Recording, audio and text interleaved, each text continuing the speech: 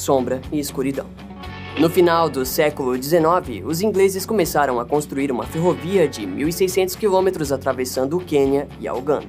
Em março de 1898, eles começaram as obras sobre o rio Tsavo, na região oeste do Quênia. Para a construção daquela parte do trajeto, o engenheiro coronel John Henry Patterson foi contratado. Mas assim que eles chegaram ao local para iniciarem as obras, mortes violentas começaram a acontecer durante a noite. Os autores dos assassinatos foram identificados como 2 leões sem juba, algo bem comum por lá, que rondavam a região da obra, sombra e escuridão. Durante 9 meses, todas as noites, homens foram arrastados de suas tendas e devorados ferozmente pelos leões de Tsavo. No começo, os leões não costumavam ser bem-sucedidos em seus ataques, mas conforme o tempo passava, eles pareciam aprender com seus erros, tornando-se caçadores tão habilidosos que ninguém via eles chegando. Possuíam uma inteligência inacreditável. Seus ataques eram coordenados e nunca eram feitos no mesmo lugar 2 vezes. Tentaram se proteger a qualquer custo.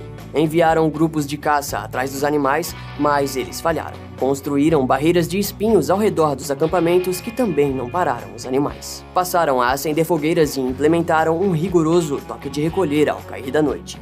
Mesmo assim, os ataques continuaram. Os trabalhadores começaram a acreditar que os animais não eram leões de verdade, mas sim demônios em forma de leões. Outros tinham certeza de que eles não podiam morrer e alguns até diziam que os leões eram na verdade espíritos revoltados de 2 chefes indígenas que não queriam que a ferrovia fosse construída em suas terras. Foram 9 meses de terror para aquelas pessoas. O coronel John Henry alega que os animais tiraram a vida de mais de 130 pessoas, mas registros históricos acreditam que tenha sido de 30 a 50 mortes no máximo. De qualquer maneira, em dezembro daquele mesmo ano, as obras tiveram que ser paralisadas, pois muitos trabalhadores abandonaram seus postos com medo de sombra e escuridão. O coronel John Henry estava com sua reputação em jogo e por isso decidiu que era hora de a caça virar o caçador. Um pequeno grupo liderado por John partiu à procura dessas feras, mas os bichos pareciam ter uma esperteza sobrenatural, driblando cada avanço e realizando ofensivas estratégicas. Sem os trabalhadores por perto, os leões tomaram o local da obra. Para atraí-los para fora do acampamento, John espalhou o sangue de 3 cabras mortas ao pé de uma plataforma camuflada com folhas, onde ele se escondeu. No dia 9 de dezembro, do alto de uma árvore e em vigília, o caçador localizou um dos alvos e disparou.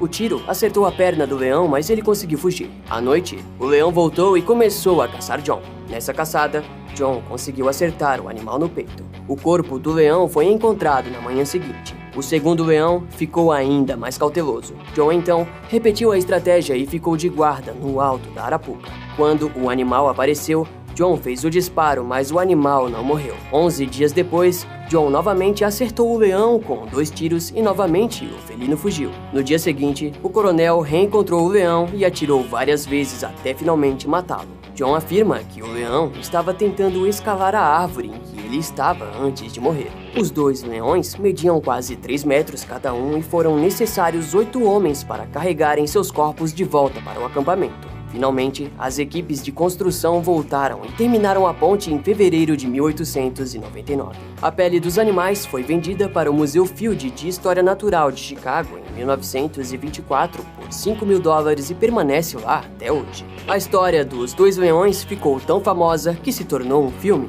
Esse filme, aposto que seus avós conhecem e eu vi quando eu era pequeno e dá muito medo. A Carol também tem medo. Eu tenho medo. Quem quiser assistir, é só procurar pelo filme Sombra e Escuridão. Em primeiro lugar, o inacreditável Crocodilo, Gustave, mais conhecido como Crocodilo Imortal. Esse é um conto de horror atual, com o qual as pessoas sem sorte de Burundi precisam lidar. Sim, exatamente, eles ainda precisam lidar. É por isso que ele está em primeiro lugar.